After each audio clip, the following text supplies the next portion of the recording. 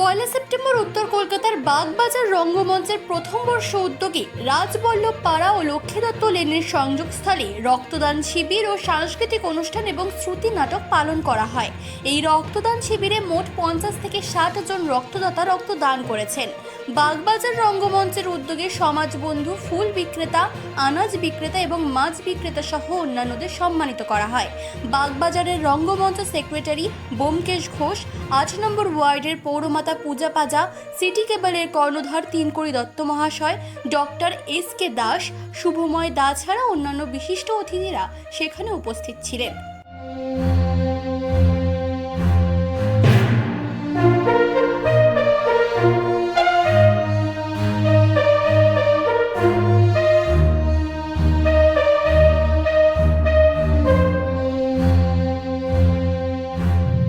নমস্কার, আমি বাগবাজার রঙ্গমঞ্চের পরিচালক অভিনেতা বোমকেশ ঘোষ, আমার ডাক নাম বললাম। আমরা নাটকের দল। নাটকের দল হলো ব্যাপারটা হচ্ছে যে আমরা সামাজিক কাজ করে থাকি। যেমন ধরুন কিছুদিন আগে আমরা পুরো উৎসব করছিলাম। আমরা ভেবেছিলাম যে এই ব্লাড ডোনেশন, এই রক্তদান উৎসবটাও খুব ভালোভাবে সম্পন্ন করতে পারবো, কিন্তু এই মুহূর্তে যা পরিস্থিতি চলছে আমরাও সংস্কৃতির জন্য যে কার্যকর ব্যাপারটা নেই, মানে আমরা হচ্ছে কঠোর শাস্তি যেন দোষটা পাই, এবং মানে এর কোনো বড় ভাষা নেই যা করেছি।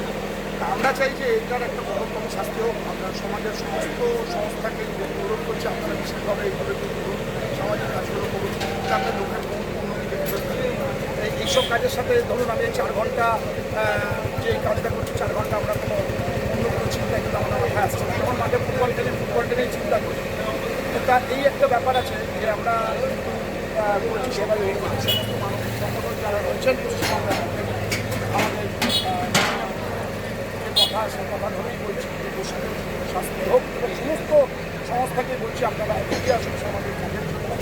আমরা সুস্থ সমাজ গড়ে তুলব, এই অঙ্গীকারবদ্ধ হয়ে বাগবাজার রঙ্গমঞ্চ প্রথম বছর রক্তদান শিবির করছে। আমরা 21 বছরের পর 2 বছর আগে 2004-এ আমাদের জন্ম হয়েছিল। আমাদের সেই জন্মের 21 বছর 20 বছর পূর্ণ হয়ে গেছে, 21 চলছে।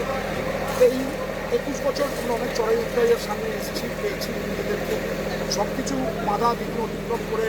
আমার গ্রুপের যারা সদস্য আছে সবাই প্রত্যেকে নিজেদের পকেট থেকে পয়সা দিয়ে আমরা নাটক করি।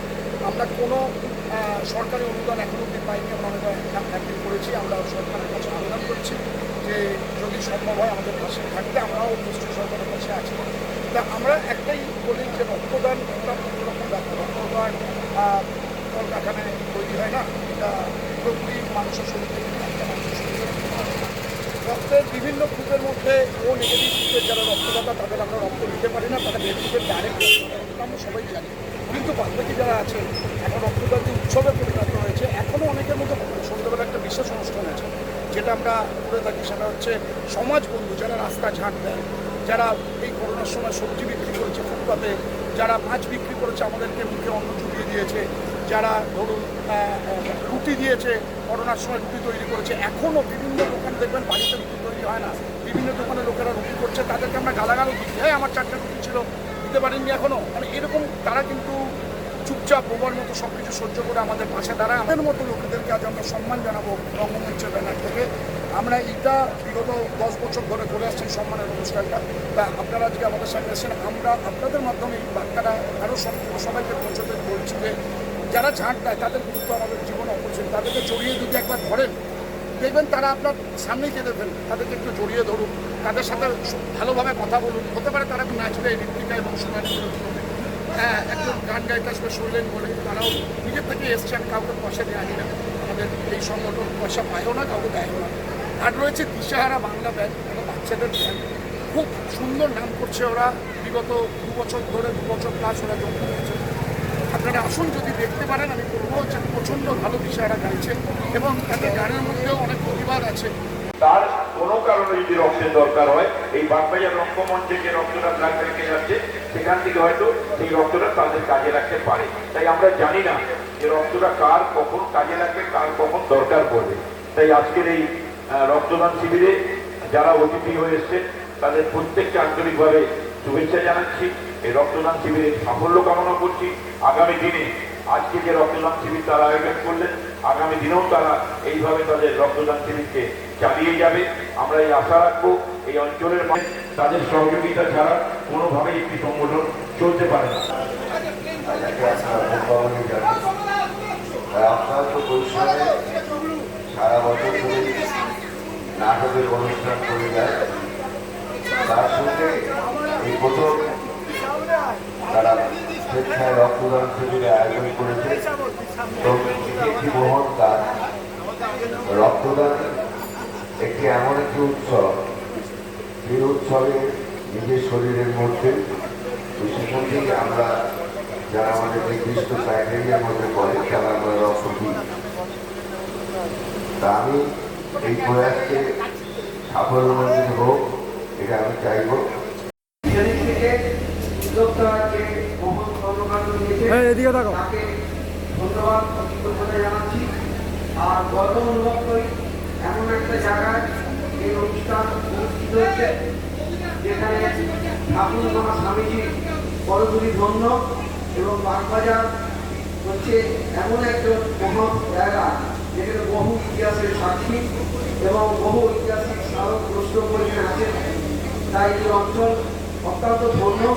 পাশে আছে উদ্বোধন যেখানে মা দেবী ছিলেন এবং এই জায়গাটি স্বামীজি বড়দুরি ধন্য এবং গৌরী মাতা বড়দুরি ধন্য এবং শ্যামপুকুর বাড়ির সেখানে রামকৃষ্ণদেবের বড়দুরি ধন্য এবং এখানে বহু বিদগ্ধ মানুষজন রয়েছে।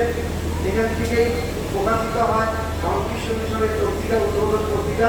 পাশেই আছে বাগবাজার মায়ের ঘাট এবং যার ফলে এই অঞ্চলটা অত্যন্ত পূর্ণভূমিও বটে এবং ইতিহাসের দিকে এই জায়গাটি অত্যন্ত গুরুত্বপূর্ণ বলে আমি মনে করি। সেই জায়গা থেকে বাগবাজার রঙ্গমঞ্চ যে অনুষ্ঠান অনুষ্ঠিত করছে তাকে অন্তঃস্থল থেকে কৃতজ্ঞতা জানাচ্ছি। আর যার মাধ্যমে এখানে আমার আসার সুযোগ হয়েছে আমার শ্রদ্ধেয় দাদা, আমার গাইড, আমার ফেরোদাপা এবং আমার অভিভাবক, আমি সেই সমীরণ পাল মহাশয়কে আমার অন্তঃস্থল থেকে প্রণাম শুভেচ্ছা জানাচ্ছি। কারণ আমি মনে করি যে মাধ্যম হচ্ছে একটি অত্যন্ত ব্যাপার। একজনের মাধ্যমে কিন্তু আমরা আপনাদেরকে চিনি। আমাদের পৃথিবীটা হচ্ছে অত্যন্ত আপনজন হলেও কিন্তু একটা মাধ্যম দরকার হয়। তাই এখানে আসার মাধ্যম হচ্ছে সমীরণবাবু। তাকে আমি একজন সাধারণ সাংবাদিক হিসাবে তার অন্তঃস্থল থেকে তাকে প্রণাম জানাচ্ছি যে আমি একটি মহৎ কর্মযোগে আমাকে এই অনুষ্ঠান আসার জন্যে। আর প্রাপ্তি হলো যে বিশাল মানুষ দেখা। ছোটবেলায় মানুষ বাড়তাম, 1 মাস আগের থেকে সেই ফুল কাঠ নিয়ে আসতাম, নিয়ে এসে উদ্যোগ হলে বাড়ি তৈরি করার জন্য। সেই ছোটো ছোটো স্মৃতি আজ মনের ভেতরে তৈরি গেছে। বিশ্বাস করুন আজকে বাচ্চারা জানে না যে শালিক পাখি কী, কাঠবিড়ালি কী এবং ভাজি কী করে তৈরি করতে হয়। আর ছোটো ছোটো বন্ধু ক্যাপ এসব কিছু স্মৃতি উস্কে দেয় এবং যার ফলে আজকে মোবাইল আমাদের যে সংস্কৃতিকে দিয়ে আছে আগামী দিনে প্রভাব বলে আমরা বিশ্বাস করি যে আপনারা আসুন এবং নানান সামাজিক কর্মকাণ্ডে আপনারা বেশি বেশি করে অংশগ্রহণ করুন। মনে রাখবেন আমরা যদি স্বার্থপর হয়ে যাই দেখবেন একদিন আমার বাড়ি বিপদ হলেও পাশের বাড়ি দরজাটা দিয়ে দেবে। তাই সেদিক থেকে আমরা যদি সবাই হাতে হাত ধরে এগিয়ে আসি দেখবেন পৃথিবীটা অনেক সুন্দর। আমরা বিশ্বাস করি আমরা যদি ভালো থাকতে পারি, আমরা সুন্দর থাকতে পারি, পাশের বাড়ির লোকটা কখনোই স্বার্থপর হতে পারে না। কিন্তু আমি যা দেখাবো আমার বাড়ির বাচ্চারা সেই আচরণ করবে, আমার পাশের বাড়ির মানুষরা সেই আচরণ করবে। সবাই ভালো থাকুন, সুন্দর থাকুন, সুস্থ থাকুন এবং সজাগ থাকুন। এই সজাগ থাকার মধ্য দিয়ে আমি অন্য একটা বার্তা দিতে চাইছি। সবাই ভালো থাকবেন, সুস্থ থাকবেন। অনেক ধন্যবাদ এই বাগবাজার রঙ্গমঞ্চ অনুষ্ঠানকে। আপনাদের এই মোবাইল যে ব্লাড ডোনেশন ক্যাম্প চলছে তাকে আমরা অন্তঃস্থল দিয়ে জানাচ্ছি। ধন্যবাদ। উত্তর কলকাতা থেকে চিফ এডিটর জিতেন সরকারের রিপোর্ট, চেতনা বার্তা, জেগে থাকে, জাগিয়ে রাখে।